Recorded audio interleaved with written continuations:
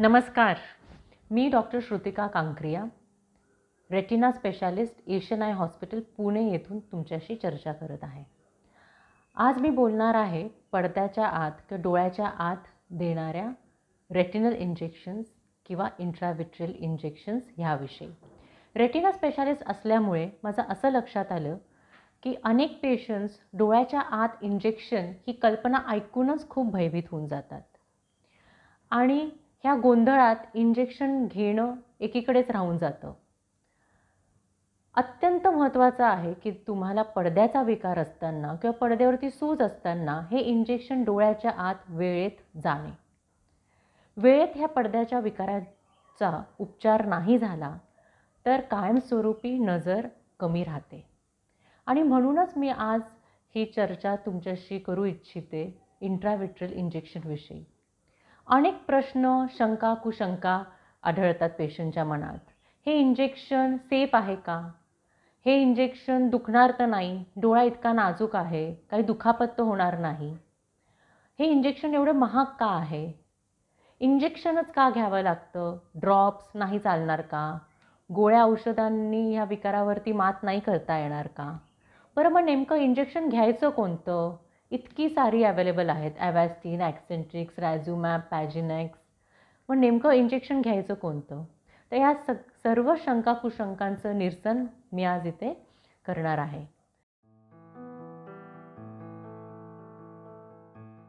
पहिला प्रश्न मी घेणार आहे किंवा जो पहिला कॉमन प्रश्न अनेक लोकांना आढळतो तो म्हणजे मला डोळ्याच्या आत इंजेक्शन घ्यायची गरजच का आहे?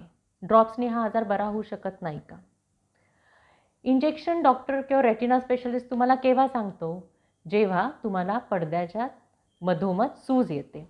आता हा आपला डोळा आहे, हा पुढचा भाग आहे डोळ्याचा आणि हा मागचा भाग आहे आणि हा पडदा मागच्या भागात असतो आणि पडद्याच्या मधोमध असतो मॅक्युला किंवा मधला पडदा जिथे सूज येते.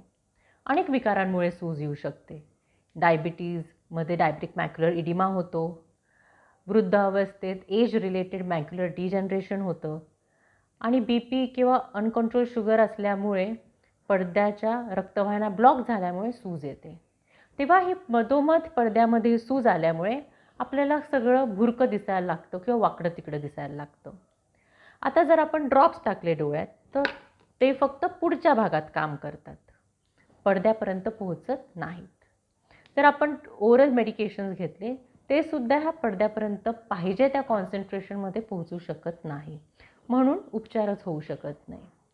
पण मात्र जेव्हा आपण डोळ्याच्या आत इंजेक्शन घेतो, ह्या कॅव्हिटीचं इंजेक्शन घेतो, तेव्हाच ते औषध ह्या पडद्यापर्यंत पोहोचू शकतं आणि म्हणूनच इंजेक्शन घेणं अत्यंत गरजेचं आहे. किंवा मी म्हणेल सुदैवाने सध्या हे इंजेक्शन अवेलेबल तरी आहेत. ह्याच विकारांसाठी 15 वर्षापूर्वी आपल्याकडे काही ठाम उपचारच नव्हता आणि हा आजार झाला, पडद्याला सूज आली की आपल्याला पेशंटला काही प्रमाणात का होईना नजर गमवावी लागायची. तेव्हा हे इंजेक्शन गरजेचे आहेत आणि तुमच्या डॉक्टरांनी सांगितल्यावरती ते वेळेत घेणं अत्यंत महत्त्वाचे आहे. दुसरा प्रश्न, हे इंजेक्शन दुखतं का? तर मोठा नाही, नो, हे इंजेक्शन पेनफुल नाही आहे. हे इंजेक्शन ऑपरेशन थिएटरमध्ये दिले जातं. इंजेक्शन द्यायच्या अगोदर आपण एक भुलीचं ड्रॉप डोळ्यात टाकतो आणि इंजेक्शन अत्यंत बारीक सुईने दिले जातं. केसा एवढ्या बारीक सुईने हे इंजेक्शन दिले जातं तेव्हा दुखापत इतकीशी देखील होत नाही.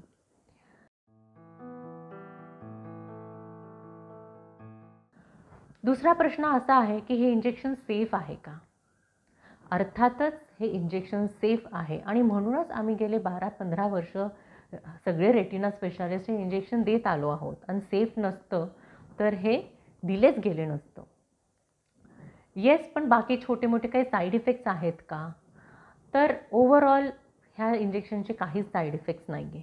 आता थेरॉटिकल साईड इफेक्ट्स बघितले तर मायनर इन्फेक्शन वगैरेचे चान्सेस आहेत, पण ओव्हरऑल हे इंजेक्शन अत्यंत सेफ आहे.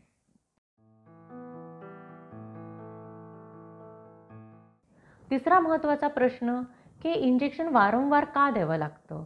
एकच इंजेक्शनने काम नाही होत का? आणि किती इंजेक्शन्स मला घ्यावे लागतील मला जो पडद्याचा प्रॉब्लेम आहे त्यासाठी. तर आपण कोणतेही औषध घेतो किंवा इंजेक्शन घेतो ते काही काळच आपल्या शरीरात काम करते. आपण इन्शुलिन इंजेक्शन घेतलं तरी आपल्याला 24 तासांनी ते रिपीट करावं लागतं, कारण की ते 24 तासात आपल्या बॉडीतनं वॉश आउट होतं. तरी फॉर्च्युनेटली हे जे इंजेक्शन जे आपण डोळ्याच्या आत देतो ते जेलीमध्ये काही काळ राहतं आणि म्हणून निदान 4 आठवडे तरी काम करतं. आणि येस, जर तुम्हाला पडद्याचा विकार असेल आणि अर्ली स्टेजमध्ये डायग्नोज झालं तर 3 इंजेक्शन्स आपल्याला घ्यावे लागतात 4 आठवड्याच्या अंतरावर.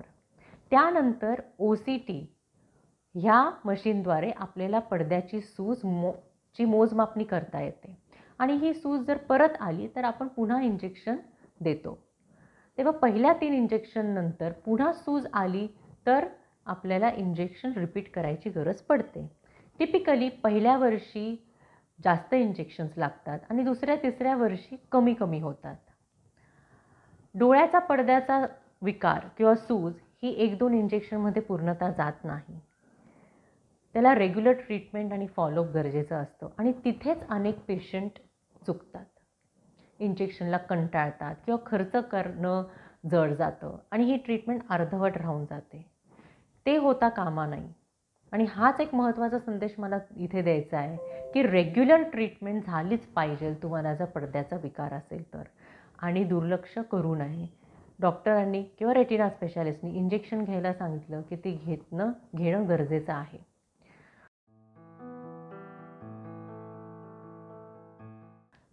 महत्त्वाचा आणखी एक प्रश्न की नेमकं इंजेक्शन घ्यायचं कोणतं? अनेक ऑप्शन्स आहेत. आयलिया, ॲक्सेंट्रिक्स, ल्युसेंटिस, रॅझ्युमॅब, ॲव्हॅस्टिन.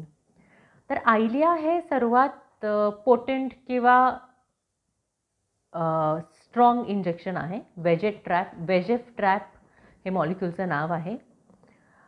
हे जरा ॲडव्हान्स डिझिजेस किंवा एक व्हरायटी असते PCV, ह्या व्हरायटीत आम्ही देतो.